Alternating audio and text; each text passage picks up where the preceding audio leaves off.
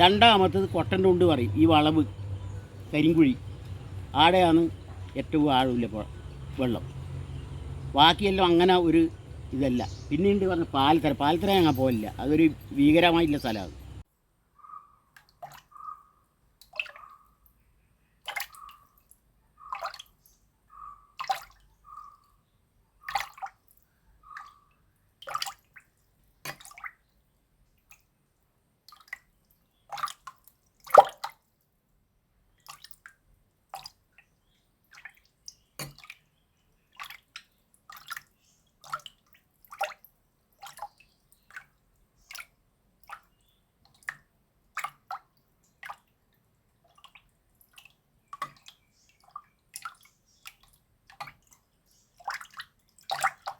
ആടുന്ന് മുതൽ അടുത്തവരെ തട്ടാറ് കടവ് വരെ ഞങ്ങൾ മീൻ പിടിച്ചിട്ടുണ്ട്. തട്ടാറ് കടവ് വരെ ഇന്ത്യയും തെക്കോട്ട് പോയിട്ടുണ്ട്. തൈനേരി ആ ഭാഗത്തേക്കും പോയിട്ടുണ്ട്. അതെന്നാന്ന് പറഞ്ഞാൽ ഈ പുഴയിൽ കൊളേക്കര പുഴയിൽ ഏറ്റവും ആഴം കൂടിയ ഒരു ഭാഗം ഒന്ന് കുണ്ടോർ പാലുമില്ല, നമ്മൾ കാങ്കോന്ന് കിടക്കുന്ന പാലാണ് ഏറ്റവും കൂടുതൽ ആഴമില്ല. ഒന്നത്. രണ്ടാമത്തത് കൊട്ടൻ്റെ കൊണ്ട് പറയും ഈ വളവ് കരിങ്കുഴി ആടെയാണ് ഏറ്റവും ആഴമില്ല വെള്ളം.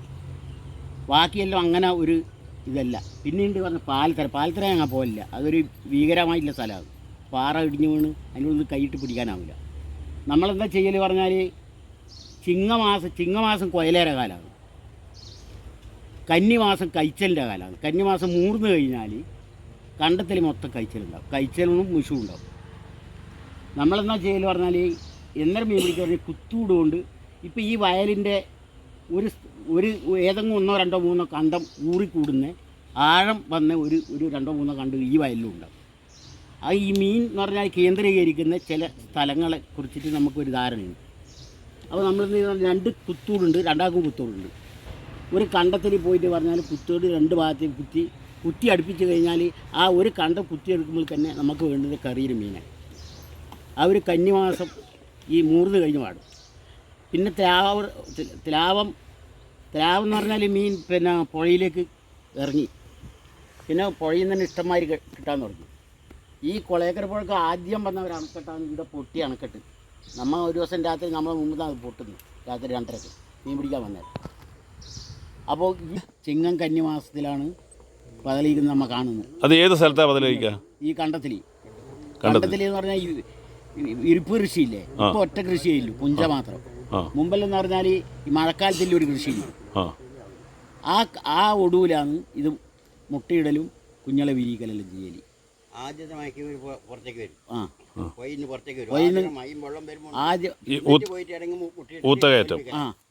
എന്നിട്ടാണ് ഈ പുഴയിൽ നിന്ന് ഈ വെള്ളം പുഴയിലേക്ക് വരുമല്ലോ, നേരെ കണ്ടത്തിലേക്ക് കയറി മുട്ടയിടാൻ വേണ്ടിയിട്ട് നിൽക്കും. അങ്ങനെയാണ് ഇതിൻ്റെ ഉൽപ്പാദനം നടക്കുന്നത്. നമ്മൾ പുഴയിൽ വീശാൻ വന്നാൽ ഇത്രയില്ല ഇരുമീൻ കിട്ടും. കുറേ മാസം നമ്മൾ പിടിച്ച് ഇതെന്നാ സംഭവം നമുക്ക് തിരിയില്ല. അങ്ങനെ ഇരുമീൻ മാത്രം എങ്ങനെ നമ്മൾ ഇത് കുറേ മാസം നമുക്ക് പിന്നെ മീൻ കിട്ടുന്നതിൽ ഏത് വെള്ളത്തിൽ വീഴാലും ഇരുമീൻ കിട്ടും. അത് വലയുണ്ടെന്നെ. അവസാനം ഇത് അറിഞ്ഞു നോക്കുമ്പോൾ ഈ BKMൻ്റെ വേസ്റ്റ് കൊണ്ടുവന്നിട്ട് ഈ പാലത്തിന് മുകളിൽ രാത്രി ലക്ഷക്കണക്കിന് ഇരുമീൻ. ഇത് കുറേ ആരും പിടിച്ചിട്ട് വിറ്റു കുറേ ആൾ.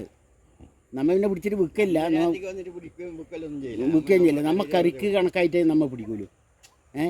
അങ്ങനത്തെ ഒരു സംഭവം ഉണ്ട്. അവസാനം നമ്മൾ അടുത്തേക്ക് പ്രകടനം പോയി വലിയ കുഴപ്പമില്ലാക്കി ഞാടാ BKMൽ പോയിട്ട് ഈ പാലത്തിൻ്റെ മുകളിൽ രാത്രി ഈ ടാങ്കറിൽ കൊണ്ടുവന്നിട്ട് ഇത് പൈപ്പ് ഇട്ടിട്ട് ഇതിലേക്ക് ഇട്ടിട്ട് അപ്പോഴേക്ക് ഈ പടിഞ്ഞാറുന്ന് മറ്റ് ഇരുമീൻ എന്ന് പറഞ്ഞാൽ ത്ലാമാസിൽ കുറച്ച് ഇരുമീൻ കയറി കഴിഞ്ഞാൽ കുറച്ച് ആകുമ്പോഴേക്ക് തന്നെ അത് ഇറങ്ങുകയും ചെയ്യും. അത് പിന്നെ ഇരുമീൻ, പാലാത്താൻ, ഇങ്ങനെ ചില മീൻ ഉപ്പുള്ളത് ഇങ്ങോട്ട് കയറലുണ്ട്, ഉണ്ടാലുണ്ട്. ഇഷ്ടമാതിരി പിടിക്കും. വലിയ പാലാത്താണ്. ഏത് വഴി വരെ എഴുതുന്നുണ്ട്?